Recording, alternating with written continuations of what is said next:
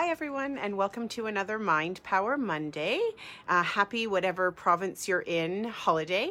I hope you're having a great long weekend so far. I'm Melanie Robinson, and I'm a real estate investor just like the rest of you. I hope my phone doesn't overheat because I am up at our cabin in Kelowna, hence the beautiful backdrop today.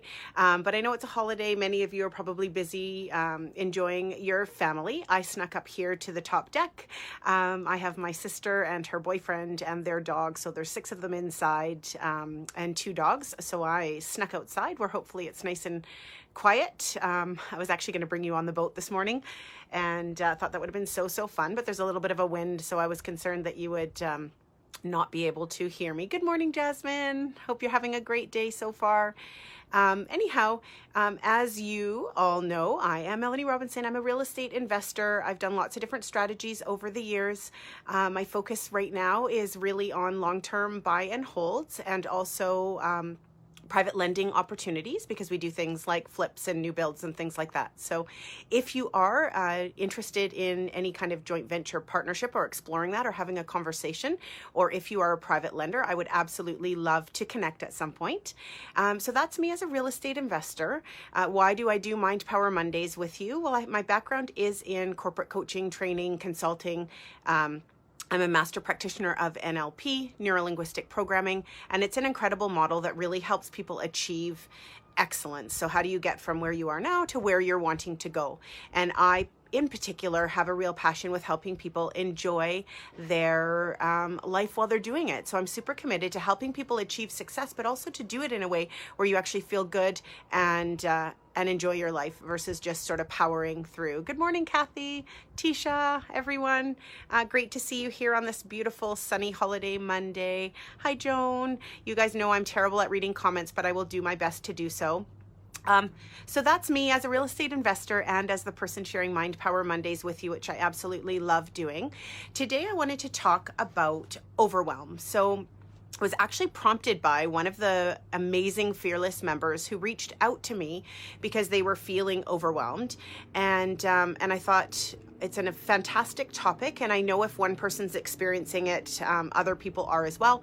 And none of us are exempt from feeling that way at different times. So this particular investor had reached out because so many, they'd had more than one day in a row where everybody's needing something from them. They think they're going to spend time in the office. Then a trade calls them, needs them to go to the store. They go to the store. Then somebody else is out of paint. Then somebody else gets injured, and all these different things pulling them in a million different directions, where at the end of the day, they're feeling like super stressed, super unaccomplished. Hopefully that wind isn't going to make it so that you can't hear me. Let me know if it's affecting you guys at all.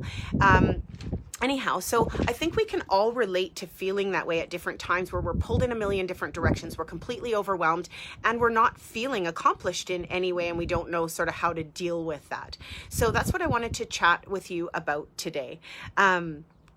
What I basically want to encourage you to do is, when you're feeling overwhelmed, it's coming from one of 2 places, or I'd like you to think of it this way. I mean, there's probably lots of different places it could be coming from, but the question becomes, when you're noticing that you're feeling overwhelmed, is this about you needing some new strategies, some new systems, some new structures for yourself to organize your time differently so that you know where to focus your attention at any given time, and that will alleviate a feeling of overwhelm?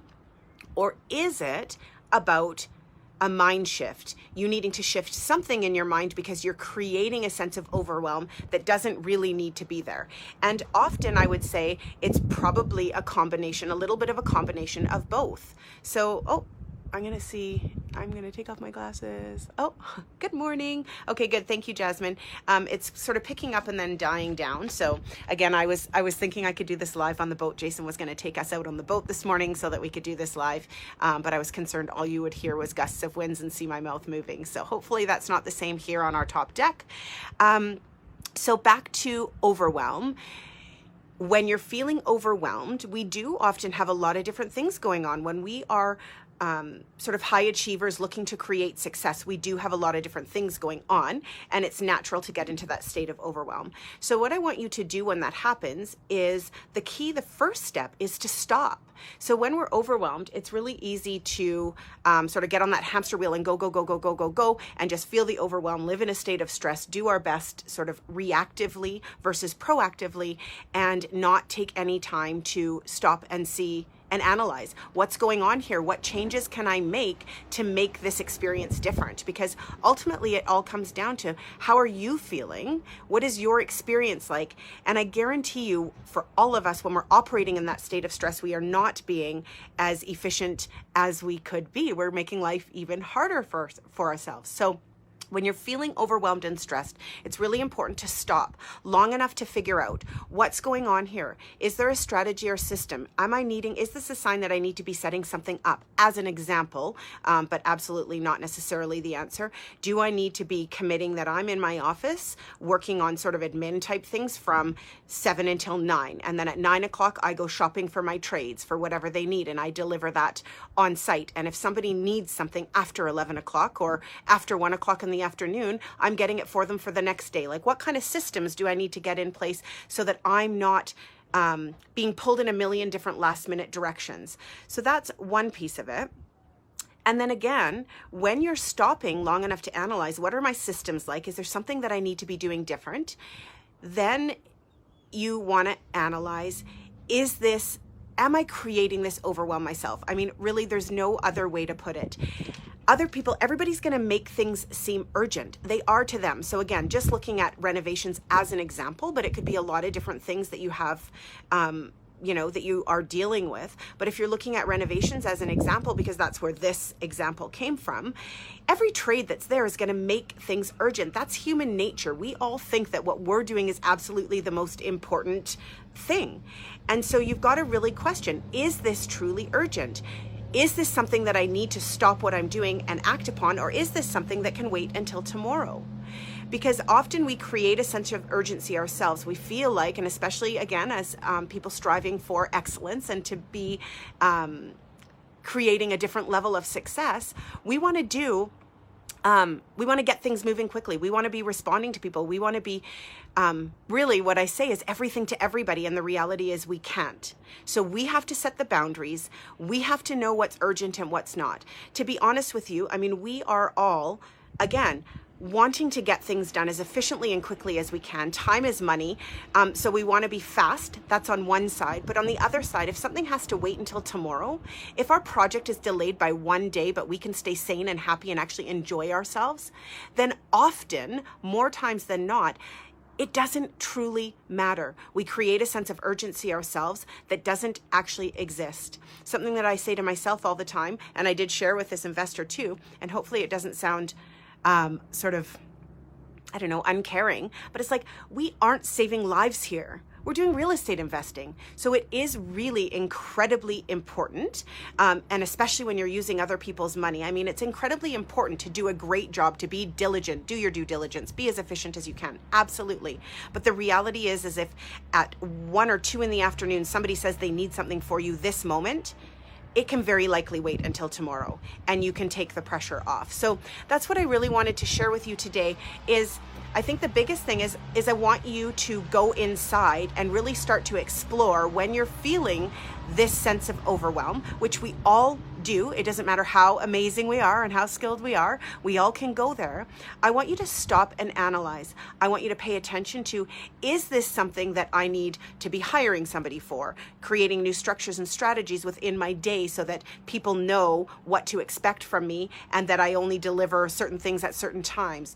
Or is it, again, all in here? And that's the big mind power part, is for you to actually commit to yourself that you're going to analyze that when you feel that feeling, you're not just going to ignore it and keep going in a state of panic and stress and run here and run there and do everything and hate what you're doing, because you won't last. You won't be in it for the long haul if you do that. Mind power means having the ability to recognize there's an issue, to recognize you're not thriving in this moment, and to stop. Stop for a moment, stop long enough to figure out, where is this coming from? What do I need to do? What systems do I need to put in place? What urgency am I creating that doesn't actually even exist? What can wait until tomorrow, and to prioritize. So I do see the comments coming in. Of course, I'm terrible at reading them, and in this sunshine, it's even harder. But yeah, I'm not even going to bother trying. I will look after, because I feel like I completely disconnect with you all when I do that. But that is what I really wanted to share with you today. Overwhelm. So what are you going to do when you're feeling overwhelmed? Are you committed to your happiness and well-being and success? If you are, when you're feeling overwhelmed, or really anything else, but today we're talking about overwhelm, you need to commit to yourself. You're going to stop. You're going to stop. You're going to analyze what's going on. You're going to figure out what changes you can make. And very, very often, the changes are in here. How am I looking at this? What kind of chaos am I creating because of how I'm perceiving this? What kind of false sense of urgency am I creating, or buying into somebody else's urgency when truly they can wait until tomorrow? So that's what I want you to do this week, and forever, but this week, is I really want you to pay attention. When you're in a state that isn't thriving, when you're not being your very best self, commit to yourself, care enough about yourself and your success to stop and figure out what's going on and make that shift. We're all in this together. We all, as I say every week, we all go there. It's completely normal. And especially for those of us who are striving for excellence, we want to be perfect. We want to be amazing. We want to over deliver. But we can't be everything to everybody all the time.